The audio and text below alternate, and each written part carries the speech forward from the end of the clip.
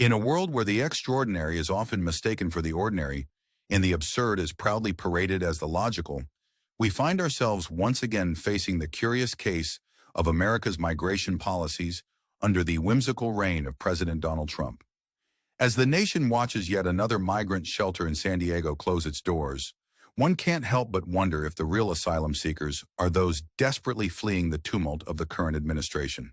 The Crowne Plaza Hotel in Mission Valley, once a sanctuary for the world's tired, huddled masses yearning to breathe free, is now relegated back to its original, mundane purpose. Gone are the days when this establishment offered refuge to those at the mercy of unpredictable federal whims. Catholic Charities, the organization that ran the shelter, has gone silent, perhaps too busy grappling with the ironies of heaven's bureaucracy under Trump.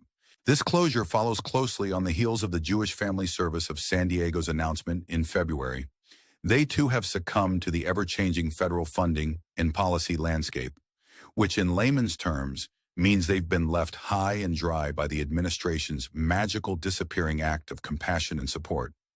The organization, adhering to its noble value of welcome the stranger, is now channeling its efforts into providing pro bono legal services and community support.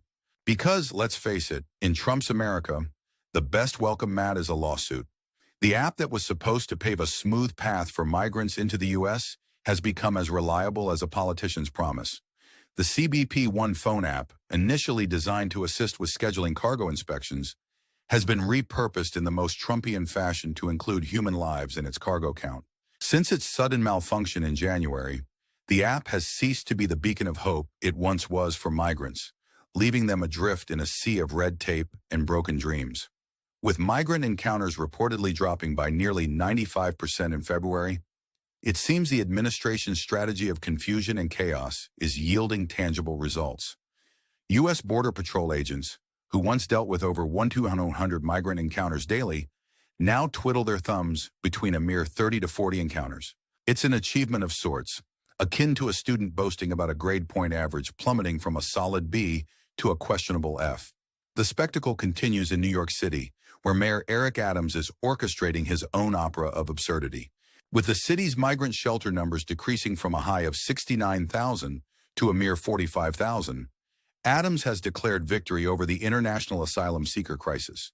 The Roosevelt Hotel shelter, once a hub of humanitarian aid and compassion, now stands as a testament to the city's commitment to doing less with less. Meanwhile, Denver, not to be outdone in this grand performance, has scaled back its migrant services, closing 4 shelters in a bid to save millions. Because nothing says fiscal responsibility like leaving the most vulnerable out in the cold. Denver's decision to consolidate its shelters is a masterclass in optics over action, as the city endeavors to balance its books on the backs of those who sought safety and solace within its borders. As we navigate these turbulent times, one can't help but be reminded of the famous adage, when the going gets tough, the tough get going. Or rather, when the going gets tough, the administration gets creative, finding new ways to redefine compassion, generosity, and justice in uniquely Trumpian terms.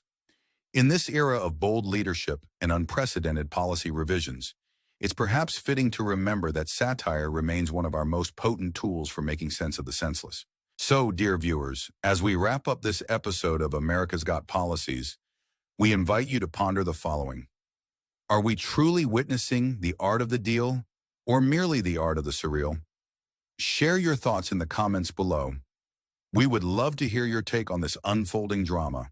And as you contemplate the absurdities of our time, consider subscribing to our channel for more riveting episodes of reality's finest parody.